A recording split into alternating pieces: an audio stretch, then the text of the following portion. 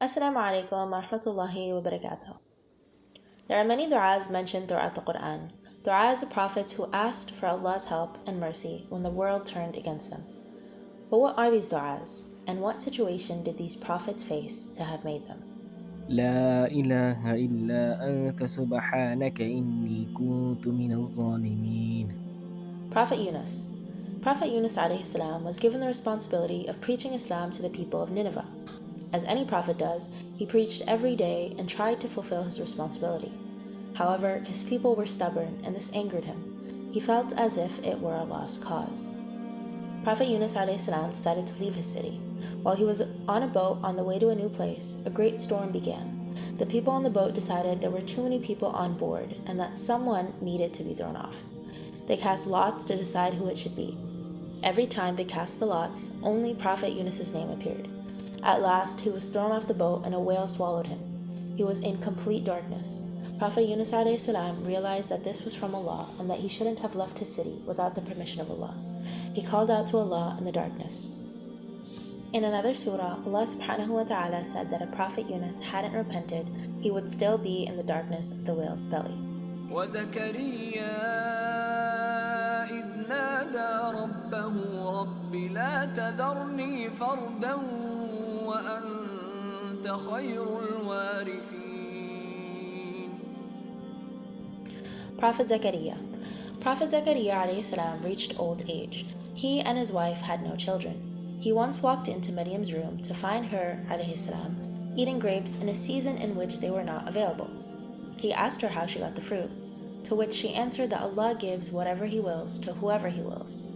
It was then that Prophet Zakaria raised his hands to Allah and asked. Soon after, he had a son named Yahya, who was also a prophet. أنت ولي في الدنيا والآخرة توفني مسلما وألحقني بالصالحين. Prophet Yusuf. Prophet Yusuf alayhi salam's brothers abused him and threw him in a well. He was then sent off to Egypt, where he remained for several years with the minister. When his brothers came to buy grains from the palace, Prophet Yusuf alayhi salam used this opportunity to let them know that he was the brother they had cast away years before. When Prophet Yusuf alayhi salam was reunited with his brothers and father, he called out to Allah, رب أني مسني الضر وأنت أرحم الراحمين. Prophet Ayyub alayhi salam was a prophet who was immensely blessed by Allah. He was strong and healthy, had large plots of land, abundant livestock, and a righteous and beautiful family. He was also a community leader who was highly respected and loved by his people. Shaitan immediately tried luring Prophet Ayyub away from the commands of Allah subhanahu wa ta'ala and destroying Prophet Ayyub's wealth. As time passed, Prophet Ayyub's wealth began to diminish. His land, livestock, servants, and money slowly evaded him until he was left with nothing. Before long, the building in which Prophet Ayyub's children lived in crashed, killing all 14 of his young, beautiful children. Soon after, Ayyub's health began to deteriorate. He was so ill that the skin of his body used to fall off, revealing muscles and bones. But as Allah subhanahu wa ta'ala instructed, the only two organs that functioned in his body were his heart and his tongue, which he continued to use to glorify Allah. Prophet Ayyub alayhi salam suffered through severe pain, but he never allowed himself to complain or falter in his belief in Allah. Prophet Ayyub alayhi salam then called out to Allah and said, "Indeed, adversity has touched me, and you are the most merciful of all the merciful." Allah subhanahu wa ta'ala then restored Prophet Ayyub's wealth. Allah sent down a rain of locusts made of gold that fell all around Prophet Ayyub. Prophet Ayyub alayhi salam and his wife Rahma were also blessed with 28 beautiful, healthy children, 14 boys and 14 girls. قال رب اشرح لي صدري ويسر لي أمري واحلل عقدة من لساني يفقه قولي. Prophet Musa alayhi salam was told to deliver Allah subhanahu wa ta'ala's message to the Pharaoh and his courtiers. However, Prophet Musa alayhi salam was conscious that he was not a fluent speaker and was slow of speech. He also knew that as a messenger he would have to be fluent in order to impress the Pharaoh and his courtiers. Prophet Musa alayhi salam realized the grave responsibilities of the great mission. As a result, Prophet Musa alayhi salam then made dua to Allah and said, "My Lord, uplift my heart for me and make my task easy, and remove the impediment from my tongue so that people may understand my speech. Afterwards, this impediment in his speech was removed and he was able to deliver very fluent speeches. رب اغفر لي ولوالدي ولمن دخل بيتي مؤمنا وللمؤمنين والمؤمنات ولا تزد الظالمين إلا تبارا. Prophet Nuh ﷺ urged his followers to reject idolatry and embrace virtue. For many years, Nuh patiently delivered his preachings. However, Prophet Nuh ﷺ's interest was to assist the community and carry out his duty of relaying the message of Allah subhanahu wa ta'ala, so he persisted. The Quran describes the flood that wiped out the Nuh population as a retribution for those who rejected Allah and the message sent by Prophet Nuh. After their drowning, their souls were promptly punished by the fire after passing away, such that their godly idols that they believed in so much did not help nor save them at the end. The believers, those who had put their trust in Prophet Nuh ﷺ, had entered the ark, were blessed to read this dua. Prophet Nuh was the one who strived to get everyone to the ark and prayed to Allah for assistance. At the end of his dua, he says, "Do not increase the wrongdoers in anything except perdition."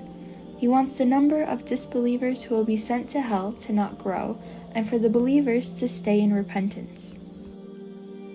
قال رب اغفر لي وهب لي ملكا لا ينبغي لأحد من بعدي إنك أنت الوهاب.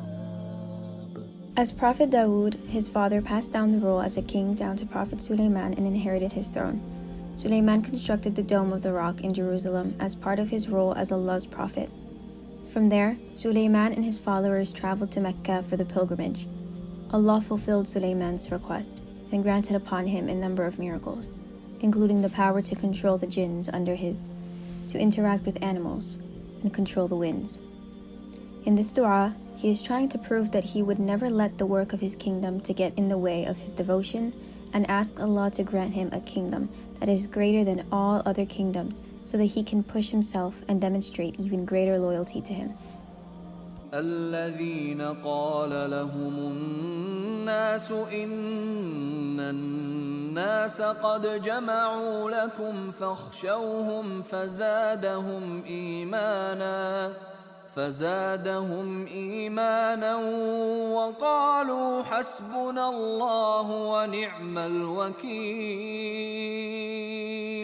Prophet Ibrahim was the son of a family of idolaters, his father being a well-known sculptor of idols.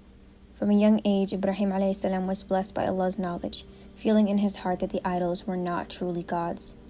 As he grew older, his doubts only swelled. One day, Ibrahim went out to see nature and saw the celestial bodies. He declared the moon to be his god, but only to have it leave him. He then declared the sun to be his god, only to have it set once more. Doubting himself, Ibrahim would then understand Allah's grace and swear himself to him. Ibrahim would later return home and attempt to convert his father, only to be returned with harshness and threats. Ibrahim would then withdraw respectfully. Ibrahim a.s. then had a plan.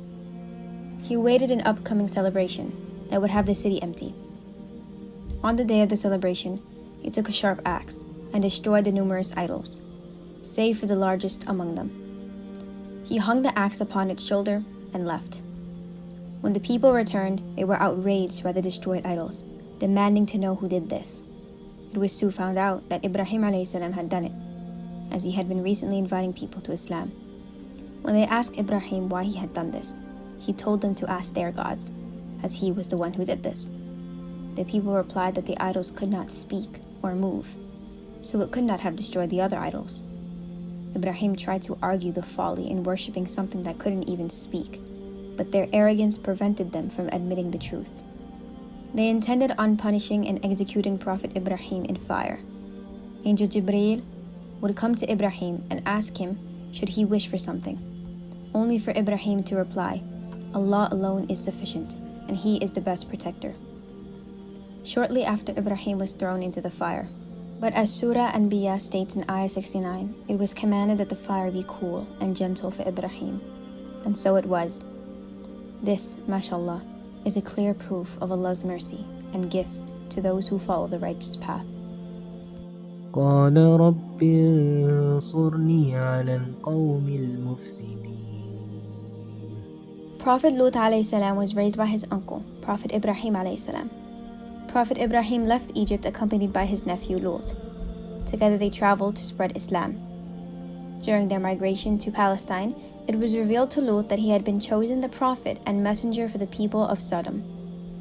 Allah instructed Lut to travel to Sodom and return the disbelievers to Islam. Sodom was a corrupt city with heavy crime within it. The most prevalent sin, however, was homosexuality. Prophet Lut would soon settle in Sodom, seeking to guide the people to Islam. However, to no avail, as for years of trying, not a single person had joined Lut in Islam. The only Muslims within Sodom would be Lut and his daughters. His wife was aligned with the non-believers. Prophet Lut prayed for Allah's mercy and assistance. According to the 30th ayah of Surah Ankabut, "My Lord, help me against the people of corruption." During this time, Allah sent 3 angels, including Jibreel, to Ibrahim alayhi salam. Ibrahim knew that the time of punishment had soon come for the people of Sodom. After they sent their message to Ibrahim, they proceeded to Sodom. There they met with Lut. Lut offered them shelter in his home, embarrassed to speak of the homosexuality. However, his wife alerted the people of Sodom. The people attempted to enter his house, but Angel Jibreel reassured him. He had struck the people away and warned Lut to take his family except for his wife and to leave Sodom before the next morning. The next day, Jibreel would tear the nation asunder, as would Allah bring stones down upon the people, destroying Sodom. Lut would then reconvene with his uncle Ibrahim, spreading the message of Islam for the rest of their lives.